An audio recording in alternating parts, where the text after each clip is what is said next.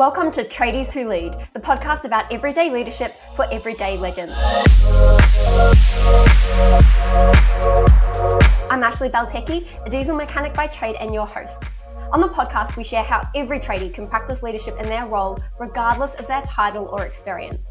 In each episode, you'll hear from tradies across all industries about how they apply leadership skills and leadership mindsets in the trades so that we can learn from them and level up our leadership skills on site. In this episode, we cover how to lead from the front, the importance of embracing your skill gaps, and the power of a strong team. Our guest today is George Dib, Senior Commercial Manager at Credit Protect, and a former accountant who's helped hundreds of Aussie tradies and business owners tackle one of their biggest headaches, unpaid invoices. George has seen what really happens behind the books, the stress, the awkward conversations, and the money left on the table. And he's made it his mission to give tradies the same protection and leverage that big businesses use every day. But what I love about George's work is that it's not just about finance. It's about people. It's about boundaries. It's about leading yourself and your business with confidence. Because getting paid on time isn't just a financial skill. It's a communication skill. It's knowing how to be clear, fair, and firm without damaging relationships. So today, we're diving into the hidden cost of unpaid invoices, how to protect your business without becoming the bad guy, and the people skills that make tough conversations easier, whether you're talking about money or managing your team. Thanks for joining me on the podcast today, George. Thank you very much for having me, Ashley. It's an honor to be here. So we get straight into the juicy content. What is leadership to you in both your world in finance and also in the trade sector? So the way I see leadership is actually a little bit against the grain. Although I must admit, I've seen a few of your podcasts and some of the leaders that actually, without knowing it, this is their leadership style. But leadership for me is really servitude. The best leaders from, historically from, Genghis Khan, Napoleon, Alexander the Great, they all led from the front. They didn't sit in some, in the back and waited. They were at the front and they were there with the troops on the ground. Now, of course, we no longer have Genghis Khan, but even in the modern world, the best leaders, and in business, to make it even more relevant for us, are the CEOs that lead from the front. So, for example, Jim, from Jim's Mowing, of course, everyone remembers that episode. I would say that he still very much leads from the front. He's not a CEO sitting in an office somewhere hiding behind multiple layers of bureaucracy. He gives every single franchisee his personal number. If that's not leading from the front, I don't know what is. And even for myself, from my experience, the CEO at Credit Protect, Colin Porter, he's very much hands-on and in the front as well. You won't actually see him, in his tower. He is on the ground and he is meeting with, everyone from the development team, from the sales team, and of course, reaching out personally to the market. So for me, leadership is very much a servitude, more so than being served. What shaped your leadership journey and the leader that you are today in the work you do? Just the examples. I have been very fortunate to have both, I don't know if terrible is the right word. Can I say terrible? I've been fortunate enough we all have terrible leaders.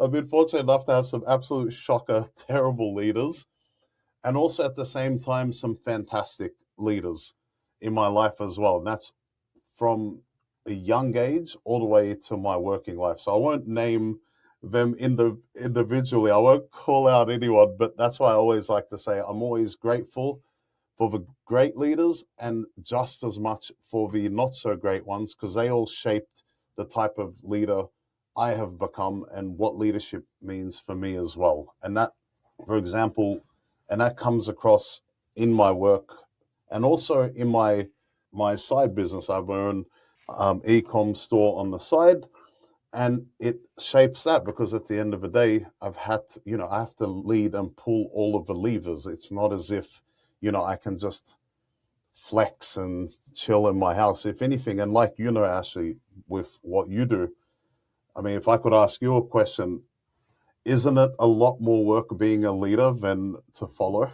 I see leadership as a practice and it's about responsibility, and there's different levels of responsibility. And except for as a young person in the family business, I've never actually had direct responsibility for people as like a manager or a supervisor. But leadership has more than just that level of responsibility. It's about responsibility to ourselves, our impact on each other, and the influence we can have on the people around us, whether that's culture, whether that's mentoring and coaching. So it is a lot of work taking responsibility, for sure. Definitely. So you obviously work in finance and you've had a lot of experience supporting tradespeople through that journey. And as much as you're in the finance sector, I can imagine so much of your work is actually about people. What have you learned from dealing with people about how to actually work together with them to achieve successful outcomes? Being in finance, it's sort of like saying, imagine having a building, but no one lives in the building. It's just empty, unoccupied. So it's one of the biggest problems we have today is we've become so siloed in society, like how we think. So for example, I work in finance, commercial credit.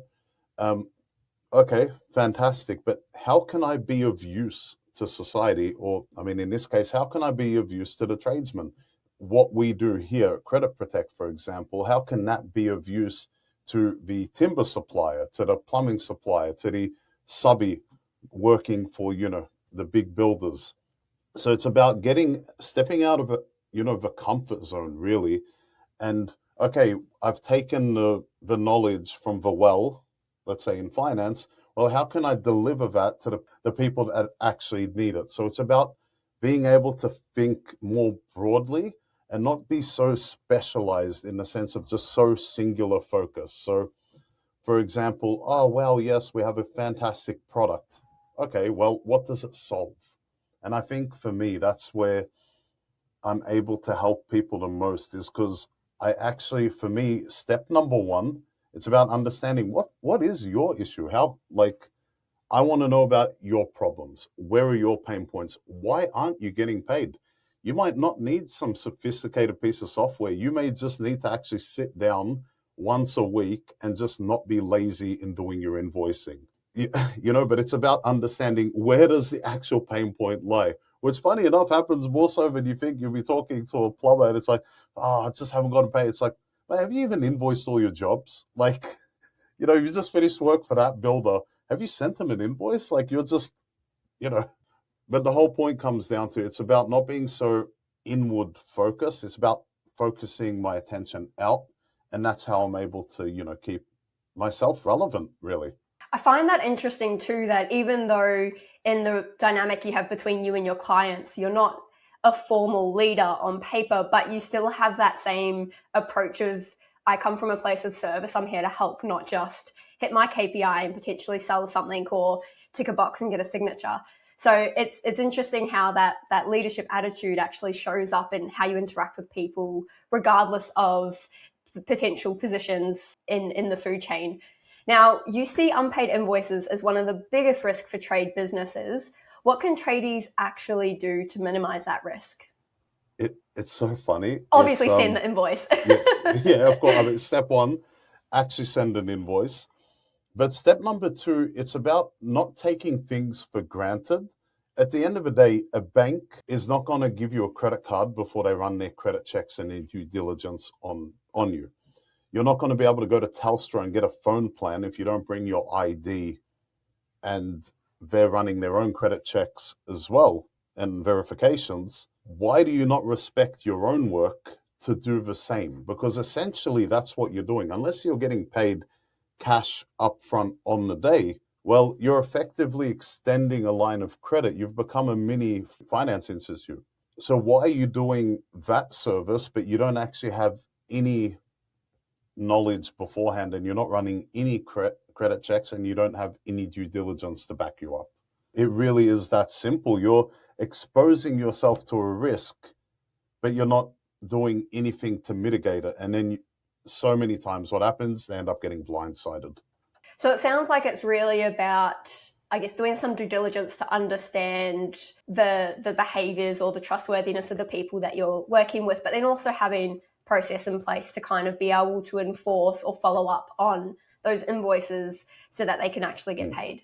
Exactly. And it really is. Now, I don't like to speak in the words of, having a fixed process, because it is so easy and so quick to do. Like, that's the whole purpose of Credit Protect, is to make that process as seamless as possible. So it would probably only take you 5 minutes to actually run thorough checks, document everything. So as in you've got everything mapped out already, and then proceed. And on top of that, also give you the ability to lodge payment defaults as well, which then gives you more leverage. So it's step one, of course, it's about doing the upfront checks, but also at the end of it, you need to be able to keep leverage on your customers. And that's what we effectively do. And we do it in a way that's, as time effective as possible, because you're not going to get paid unless you're on the tools. So we don't want you playing around with all these systems and admin.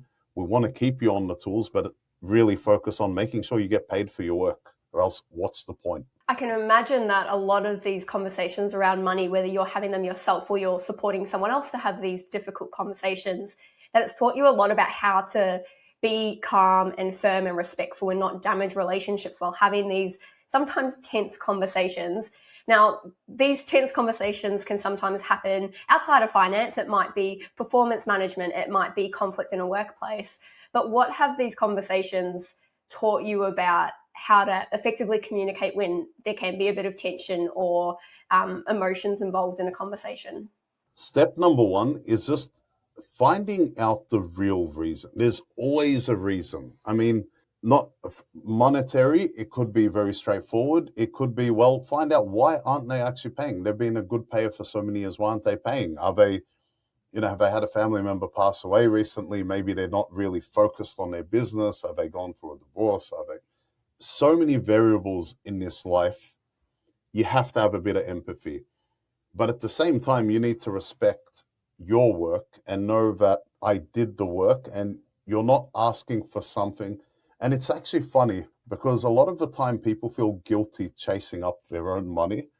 And it's about, yes, of course, you've got to have empathy with your customer, but also at the same time, you have to know within yourself that it is your right. Like it's yours. You're not asking for something that's not yours. You've already done X and now you need the fruits of that labor. But I guess even it's just the same as in your personal life. Like when you have conflicts in the workplace or even personally, what is the real reason? There's always a reason. Whenever someone deviates from the normal, it means something happened.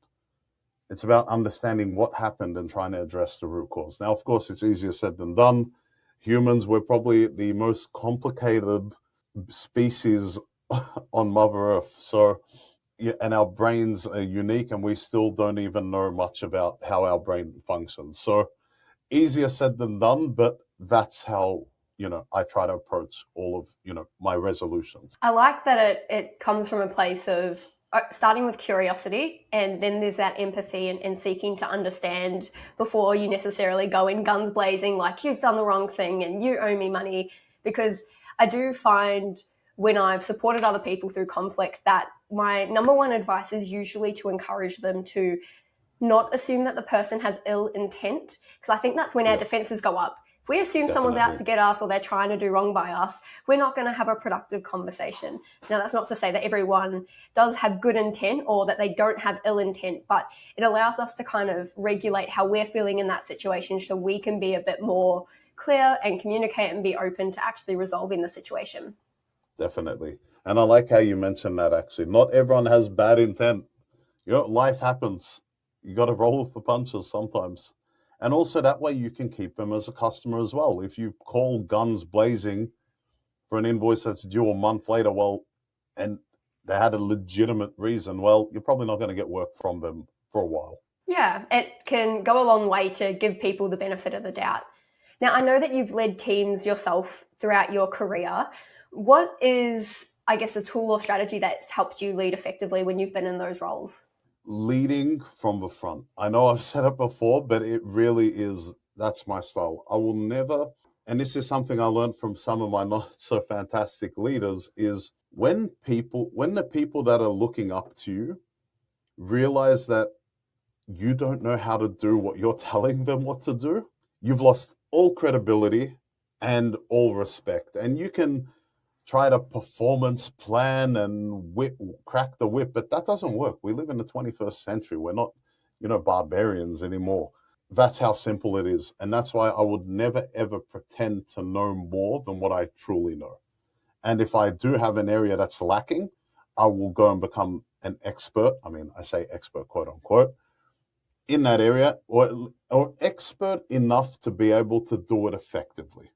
I think that's the key here, and then go for it. But you can't be the type of person telling people this is how you have to do it and this is how you, I mean, in my case, for example, imagine having a leader that had no idea about collecting money, has never made a debt collection call in their life, and has no idea how having outstanding receivables, how it can impair your cash flow, to tell me or to advise me. I wouldn't listen to them. And it's the same for when I'm leading.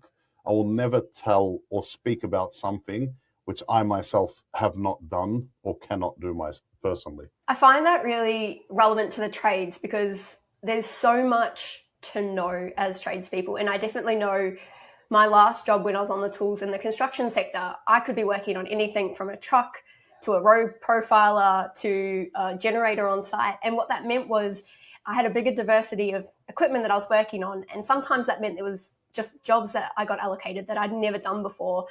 And what I also recognize in my leader, and it sounds like it's something that you've experienced as well, is that I had more respect for my supervisor when, if I went to him with a question and he said, I actually haven't done that job either, that then that was a journey we could go on together, and I was supported to learn that task and to not think that he had the answers and feel put down when he didn't have the answers either. And I think it feels safer to pretend we have the answers when we don't, especially when we have people looking to us for guidance or looking to us because we might have more years of experience. But it's actually a strength when we're able to say, I don't know the answer, but I still have your back and we can figure it out together, or I can go find out, or actually I know someone who does have the answer, we should go talk to them instead. Exactly. And you've opened up a really big point there as well.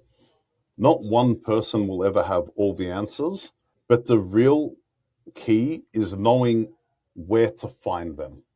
And that's why it's so important to actually have a network of people. I'm not a legal expert. I can't advise you to how to write up terms and conditions. I have friends that are. I can call them. We can have meetings with them, but I'm not going to pretend and lie and say that I'm an expert. No, I'm not. Funny you say that, because I think some of the best mechanics I've met, they were the first people to get on a phone call and be like, hey mate, like, you've worked on this equipment before, what the hell do I do? And we don't have to be alone. And it can be so easy, especially if you're in a role where you're working by yourself or you're like leading a team by yourself. You don't have to have all the answers, but find the people that you can learn from and grow together, because we all have different strengths and weaknesses. Definitely. Now, when it comes to trade businesses, you obviously worked with a lot of different trade businesses, and I'm sure you've seen some that were successful and some that were probably still just emerging.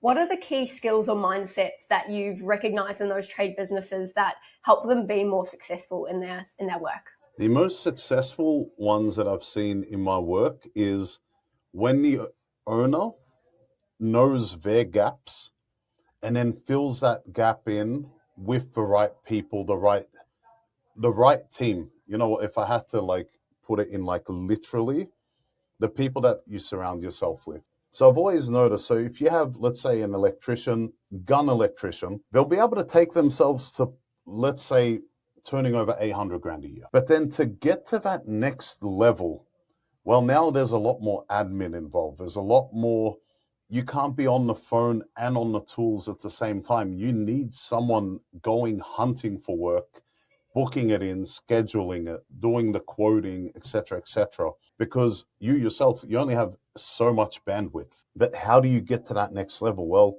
you need people that you can trust, one, and two, have the strengths where, you know, their strengths, strong points, are your weak points. And then that way they're covering your weak points and you can continue. So it's about enabling yourself to, one, keep being on the tools and having the supporting team, but also at the same time, because teaching people is not easy, but it's about the most successful ones, the ones that I've seen actually blow up, are ones that actually take the time to train up a solid team of juniors beneath them.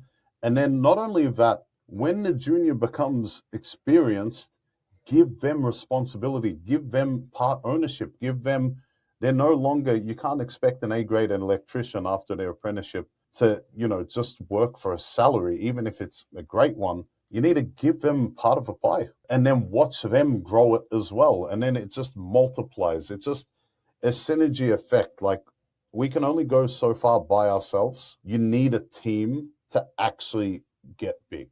Now, of course, in the same token, having the wrong team will sink and collapse your business. And I've seen it time and time again. So, and that's why, and I feel that's an area a lot of people take for granted. They just, I hired someone for the accounts. I've just brought in this apprentice. But they didn't actually take the time to do any training to actually build them up, form a relationship. At the end of the day, you're spending more time with your colleagues or your workers, whatever, than you are with your family and your loved ones. So if there's no love between you guys, well, it's going to be a little bit hard for you to grow an empire, especially to get to that next level. And some people are happy to just stay at, I say just, I mean, that's amazing. But some people are happy to just stay there and they don't want the extra burden.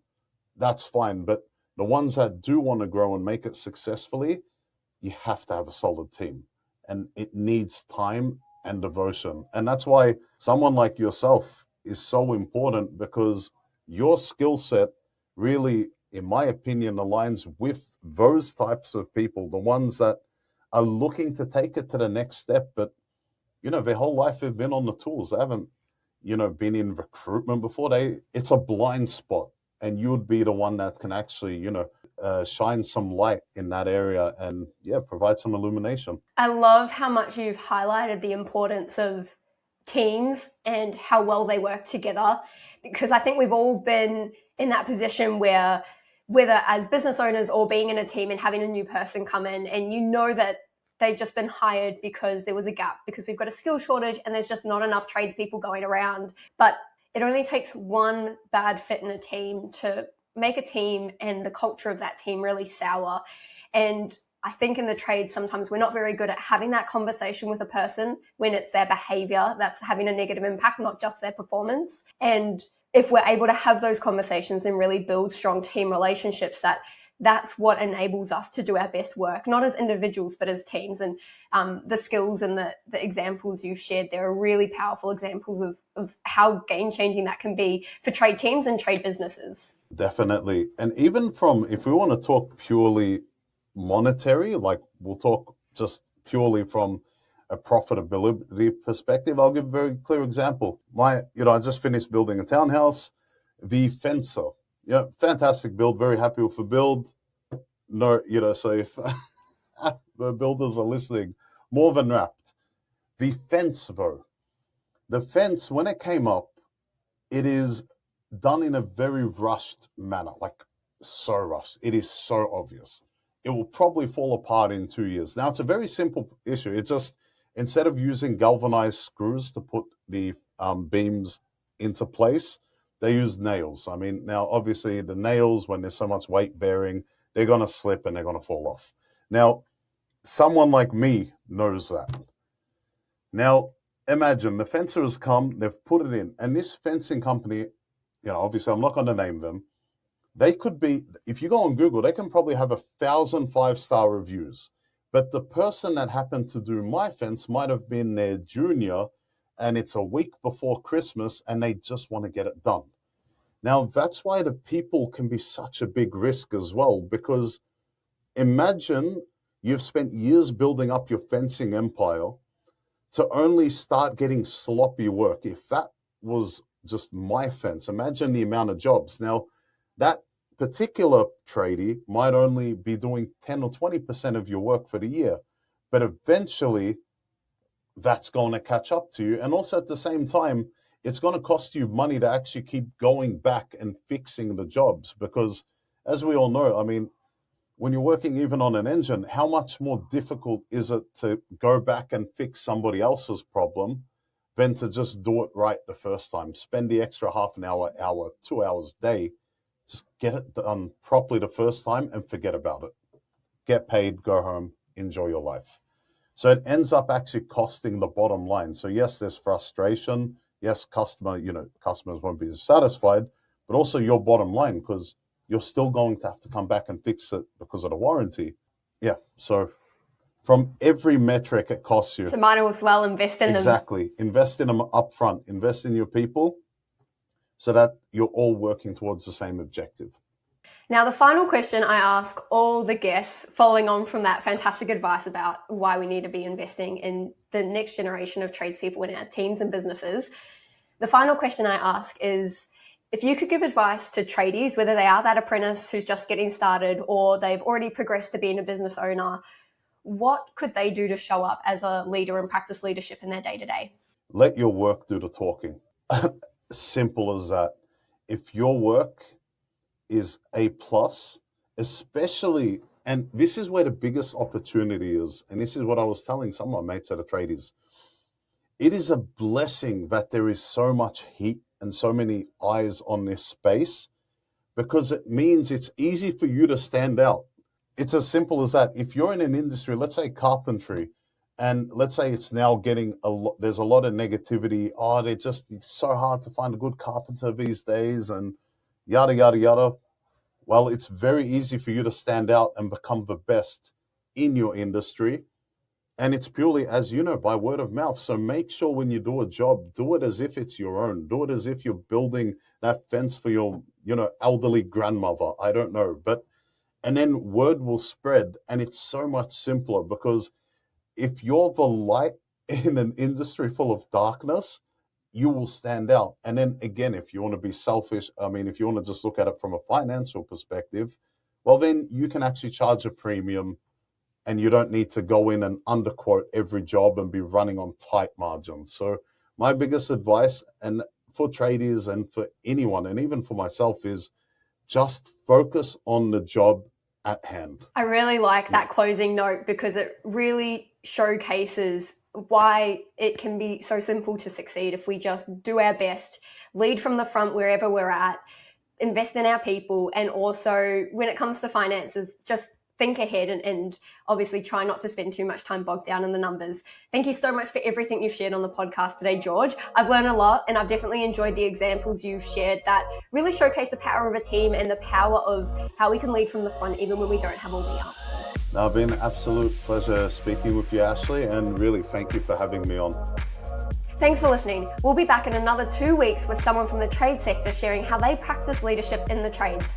If you enjoyed this episode, hit like, subscribe to Tradies Who Lead, or follow us on socials for more stories from the people you've heard on the show.